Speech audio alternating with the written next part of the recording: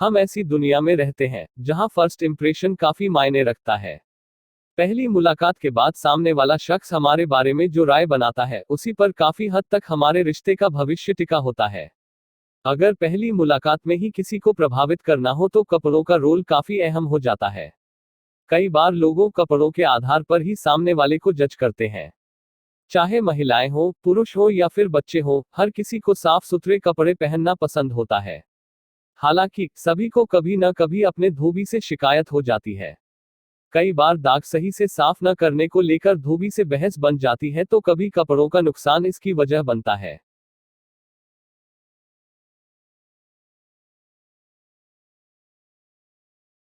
संध्या नाम्बियार ने आम आदमी को इन्हीं परेशानियों से छुटकारा दिलाने के लिए 2017 में इस्त्री-पेटी की नींव रखी थी। यहाँ कपड़ों को ग्राहकों के दिशानिर्देश के मुताबिक काफी सावधानी से धोया जाता है। इस्त्री करते समय भी कपड़ों का खास ख्याल रखा जाता है। तमिल में इस्त्री पेटी का मतलब एक लोहे का प्रेस होता है जिसमें कोयला भरकर गर्म करके कपड़ों पर इस्त्री की जाती है। संध्या की इस्त्री पेटी एक प्रोफेशनल आयनिंग और लॉन्ड्रिंग बिजनेस है। यह B2B बिजनेस टू बिजनेस और B2C बिजनेस टू कंज्यूमर दोनों तरह के क्लाइंट्स को सर्विस देता है। संध्या बताती हैं, हम अपने सभी ग्राहकों को सुगंधित इस्त्री किए हुए कड़क और करीने से सजे कपड़े देना चाहते हैं ताकि उनसे बिल्कुल नए कपड़ों जैसी महक आए। भारत में लॉन्ड्री बड़े पैमाने पर असंगठित क्षेत्र है। हम इस्त्री पेटी के साथ इस काम को आसान बनाना चाहते हैं जिससे ग्राहक की खुशी और संतुष्टि मिले। इस्त्री पेटी का चेन्नई में स्थित है। यह स्टार्टअप कपड़ों को घर, ऑफिस या ग्राहकों की सुविधा के हिसाब से कहीं भी लाता है और फिर उनकी बताई जगह पर डिलीवर कर देता है। इसका मतलब है कि आपको रोजाना अपने धोबी से कपड़ों के धब्बे, बदबू, नकद लेन देन या समय को लेकर बहस नहीं करनी पड़ेगी। इस्त्री पेटी की शुरुआत की कहानी हर घर में लोगों को कपड़े धोने और आयरन करने से दिक्कत होती है। हम भारतीयों को परेशानी इसलिए भी बढ़ जाती है क्योंकि हम अलग अलग और नाजुक वैरायटी वाले कपड़ों का इस्तेमाल करते हैं। संध्या बताती हैं, मैं एक वर्किंग प्रोफेशनल थी। मैं भी इस काम से नफरत करती थी। मुझे अक्सर दाग या कपड़े गायब होने को लेकर धोबी से बहस करनी पड़ती थी। इन सब ने मुझे सोचने पर मजबूर किया कि हर घर में कपड़े धोने की जरूरत पड़ती है, फिर भी इस काम को पुराने ढंग से चलाया जा रहा है। संध्या अपने बिजनेस आइडिया के बारे में बताते हुए कहती हैं, हम पहले पड़ोस की किराना दुकानों पर फोन करके सामान मंगाते थे। फिर उसमें थोड़ा बदलाव करके एप्लीकेशन का रूप दे दिया गया। मैंने इस आइडिया को कपड़े धोने के कारोबार में भी आजमाने का फैसला किया। संध्या एक HR प्रोफेशनल्स रह चुकी हैं। उन्होंने लॉन्ड्री सेगमेंट पर रिसर्च करते समय महसूस किया कि यह महत्वपूर्ण सेगमेंट असंगठित है, जिस पर पेशेवर नजरिए से ध्यान नहीं दिया गया है। उन्हें लगा कि अभी इस क्षेत्र में काफी कुछ करने की गुंजाइश है। संध्या ने फिर अपनी तरह के सोच वाले दोस्तों के साथ इस आइडिया पर काम करना शुरू किया। इस तरह उनके दिमाग की उपज से इस्त्री पेटी का जन्म हुआ। इसे जनवरी 2018 में चेन्नई के नुंगमबक्कम में एक micro site steam ironing unit के रूप में शुरू किया गया था।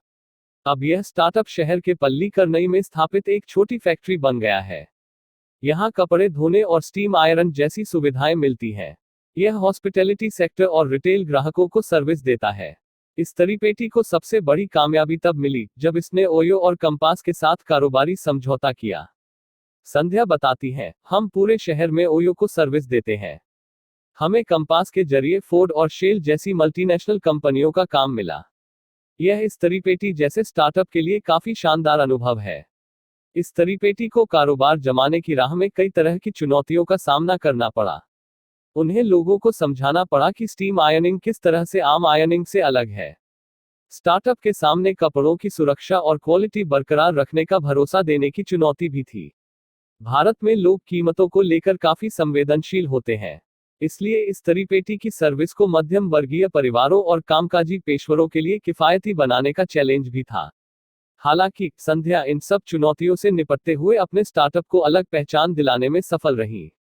हालांकि संध्या का कहना है कि वह मार्केट को लेकर आशावादी है। वह बताती है, हमें B2B और B2C दोनों सेगमेंट में काफी संभावनाएं नजर आती हैं। पिछले कुछ वर्षों में हॉस्पिटैलिटी और अकोमोडेशन आवास इंडस्ट्री ने काफी ग्रोथ की है। इसके अलावा IT पार्क, इंस्टीट्यूशंस और मेडिकल फैसिलिटीज में बढ़ोतरी से भी B2B और B2C सेगमेंट में लॉन्ड्री बिजनेस के लिए ग्रोथ के दरवाजे खुले हैं। स्टैटिस्टा के मुताबिक 2019 में लॉन्ड्री केयर सेगमेंट का कारोबार तकरीबन $3.96 अरब का है। इसके 2023 तक सालाना 3.7% बढ़ने की संभावना है। संध्या की इस्त्रीपेटी लॉन्ड्री मार्केट में पिकमाई लॉन्ड्री, अबन धोबी, टूलर जैसे स्टार्टअप के साथ मुकाबला कर रही है। हालांकि संध्या का कहना है कि इस्त्रीपेटी की सर्विस की क्वालिटी, डिलीवरी टाइम और डिस्काउंट इसे दूसरे स्टार्टअप से अलग करते हैं। इस्त्रीपेटी ने 2018 में सिर्फ 2 कर्मचारियों के साथ कारोबार शुरू किया था। फिलहाल स्टार्टअप के साथ 15 कर्मचारी काम करते हैं। इसके पास अभी 350 से अधिक ग्राहक हैं। यह 3 किलो कपड़ों की धुलाई के लिए 200 रुपये लेता है। वहीं 3 किलो कपड़ों की धुलाई और इस्त्री का चार्ज 300 रुपये है। इस्त्रीपेटी में एक फैमिली पैकेज भी है। इसमें 15 किलो कपड़ों की धुलाई 900 रुपये में होती है। संध्या निवेश के बारे में बात करते हुए कहती हैं, इस्त्रीपेटी की शुरुआत 2 लाख रुपये के निवेश के साथ हुई थी। उस वक्त हम सिर्फ स्टीम आयनिंग सर्विस देते थे। हालांकि हमें बाद में लगा कि कपड़े धोने जैसी सेवाओं की मांग बढ़ रही है तो हमने उसे भी शुरू किया। हम एक एंजल फरिश्ता इन्वेस्टर की मदद से वॉशिंग इक्विपमेंट खरीदने के लिए 11 लाख रुपये जुटाने में कामयाब रहे। हम शहर के भीतर और बाहर कारोबार बढ़ाने के लिए निवेशक तलाश रहे हैं। इस्त्रीपेटी ने 2017 में 4.2 लाख रुपये का कारोबार किया था। अब यह हर महीने औसतन 4 लाख रुपये कमाती है। यह अपनी मौजूदा सुविधाएं के साथ औसत मासिक बिक्री को 5 लाख रुपये करने का लक्ष्य लेकर चल रही है। संध्या कहती हैं कि हमें अपने स्टार्टअप को लेकर लोगों से शानदार रिस्पॉन्स मिल रहा है। इसलिए इस्त्रीपेटी अगले साल तक शहर के मुख्य स्थानों पर कुछ और रिटेल यूनिट खोलने की योजना बना रही है। संध्या ने अपनी बात खत्म करते हुए कहा, हम लॉन्ग टर्म विजन के तौर पर कारोबार में शारीरिक या मानसिक रूप से कमजोर लोगों को भी रोजगार देकर उनके लिए फ्रेंचाइजी बनाना चाहते हैं। इससे न केवल उन लोगों को रोजगार के मौके मिलेंगे, बल्कि यह समाज में उन्हें स्वीकार करने की दिशा में एक बड़ी पहल होगी। दोस्तों, अगर हमारी वीडियो अच्छी लगी हो तो जरूर लाइक करें और भी बहुत सारे मजेदार किस्से जानने के लिए सब्सक्राइब करें। धन्यवाद।